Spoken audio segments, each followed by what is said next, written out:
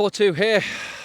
Rodney parade. I didn't expect it to go that way. I got the 4 goals that I knew we would get, but wow, we made that hard work. The title there is, have we met our level? Because there was times in that second half where we were just playing League 2 football. We dropped down to the scrap level that they wanted it to be. We played their game, we didn't play our game. We had 30 minutes in the first half where we were just levels above, and that's how it should have stayed. We just took our foot off the gas again, and that is what keeps happening to this football team. Plus, another goal conceded within 2 minutes of coming out from the restart. Again, what is the message at half-time? Why are they not listening to the manager? Are the manager's words just on deaf ears? Again, I've said this against Spurs, didn't I? I said, again, why are we so slow to come out in the second half? Perfect start to the game. Absolutely brilliant football. Opening up. Bruno, superb. Garnacho tearing them apart, as you'd expect. Manchester United in complete control. Varane and Martinez. But because we didn't keep on playing at that tempo, because we didn't keep that up, we let them back in. It only takes one shot and one deflected shot, and that's what we got. And then we're going in at 2-1. Everyone's upbeat. The atmosphere was up. It was dead around 30 minutes. They were blown away. They had nothing against us, and we just allowed them to come back on us and play their game. And we started playing their game. It was scrapper. It was bitter. The passes were going astray. We couldn't string 3 or 4 passes together. In fact, in parts in that second half there, and it's a good job that Anthony got his goal, he was literally he was ready for being ousted by the Man United fans. We were just getting fed up of him. He'd had an all right, I would say, first half, and then it's the typical Anthony. Is that goal going to do anything for his confidence? It took that moment again from Luke Shaw, because we weren't creating anything, we weren't on top. It could have gone either way at 2-2, that game. Luke Shaw takes his opportunity, and thankfully Anthony, well done, composed himself and got that goal. Massive shout out to Rasmus Højlund. His work rate was phenomenal again, and if anyone deserved a goal, it was him. Again, running that graveyard shift, players cutting in and shooting all the time. I don't think Anthony put one ball in the box. It's just not good enough, and it's not going to work with Rasmus. But you know what? He's managing to make goals happen. He's having to work that a little bit more. In fact, he's having to work a lot more just to get his name on the score sheet now. It's not good enough, and we're not helping him, and I feel sorry for him, but massive credit to him tonight for actually getting his goal, digging that out again like he did against Spurs, because he isn't getting the service. He's having to make it happen himself. Bruno, I heard, got man of the match. I can see why a BBC punditry would have given it him. It's typical. He was the captain. He scored a good goal, but I don't think he was man of the match. I thought it was Leach. It was good to see him back in defence, solid. Unfortunately, we had them moments again. Ball came off his leg and it went in for the first goal. We're falling asleep in the second half for their second goal. I don't know what's going on there. It was at the complete opposite end of the pitch. The floodlighting was shocking in there, to be honest. Absolutely shocking. So it was really hard to see what happened there. But for me, it looked like it must have been Dalot that fell asleep, simply because they just easily just breezed past us down that side. No one's picking up. And in the end, we're looking at Bainday conceded 2 goals against the League 2 side, and it's not really his fault. I thought it was all right today, Bainday. But yeah, in terms of the man of the match, definitely not Bruno for me. I thought he was 3rd or 4th down the pecking order.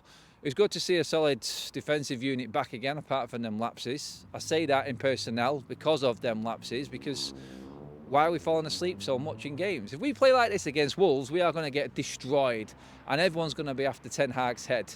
I was just talking to a fan walking out there. He said, "You happy with?" I'm happy with the result. I'm happy to go through in the FA Cup any day of the week. And you know what? Forest or Bristol next. You know what? It's a good away day again. And Manchester United have to be looking at the FA Cup, like I said. We have to be looking to win this competition. This draw has been a good draw for us again. And yeah, it's not going to be easy. It's going to be a lot more difficult. But we've struggled against League 1. We've struggled against League 2. And we're now coming up against better outfits, Championship or Premier League. And it isn't going to be that walk in the park. It isn't going to be that walk in the park. Sorry, just bear with me a second. Someone was just going off there because someone was trying to call. Thank you for Kaz for sorting that out. Well, yeah, I fear for that next round. I fear for us playing anyone at the moment. I'm looking at the fixtures coming up now, and I'm going, Wolves really don't fancy it. I don't. I understood why we had a strong team out tonight. That's why I picked that team. I think there was only Casemiro in there for Eriksen that wasn't the team that I thought we'd go with. Good to see minutes in legs. It looks like they needed them minutes in legs, but I'm not going to give them the excuse of that's why we ended up drawing or going level in that game at one point. We were on top and we took our foot off the gas again. Why do we not score 3 and 4 and put games to bed like every other big team? Why are we not doing this? Why are we always stuck at 2? Why are we stuck at 2 goals every single time? And then everyone comes in. You know what happens when that 1 goal goes in and they pull 1 goal back, it's open. There was never a game there to be had. Manchester United were levels above Newport in that first half at times, and it was showing. We just allowed them to come back in it. We need to be more clinical. Where's the mentality? Then when it went to 2-2, I tweeted out, I said, where are the leaders in this team? We are losing our heads again. And a better opposition would have wiped the floor with us. Wiped the floor with us. Only for Newport getting a bit tired towards the end there and a bit of space coming up, did we manage to get a few more opportunities, and thankfully we took one. And we're out of there and we can look ahead again. But I am fearing that Wolves game now on Thursday. If we're anywhere near that level, then I can see a 3 or 4-0 defeat to Wolves. And I'm being serious with that. I'm being serious. That is not going to be good enough in the Premier League. We need to up our game. And you can say, yeah, there is an argument there. When the opposition's better, we'll up our game even more. Wolves is a tough place to go, as we know. It's been a nightmare for us over the years since they've been back in the Premier League. They're not going to let us off the hook like Newport did today. They're going to take advantage of our lapse in concentration. They're going to take advantage of our weak mentality, because that was just about creeping in there. And luckily we had enough experienced players on the park just to get us over the line. If we'd have chopped and changed that team and mixed around with it, let's not forget, that was our strongest team. That was our best 11. Rashford, forget it. He's not part of our best 11 anymore. That was our best team. And we were clinging on at 2-2 deep into the second half until we got that goal from Anthony.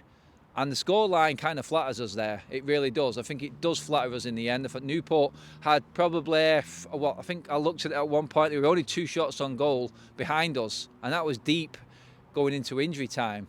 So that shows you how close it was. And you know what? Erik ten Hag's job was literally on a knife edge there. It could have gone either way. And you know what? No one would have been surprised if Newport came away and won that game. And the fact that I'm saying that is why I'm so concerned going forward from this point. We've had all this time off. We've had all this time on the training ground. We've got the issue with Marcus Rashford. I said that he would have an implication on this game today. I said he would start, everyone would be looking at everything else rather than the actual football. But, I mean, for me, it's through to the next round, and that's all we can say. That's it. There's nothing more to say on it. I think we got away with one there today. Let me know what you think. Drop your comments in below, everybody. Like, share and subscribe. It's a long drive back, but at least we're in the 5th round.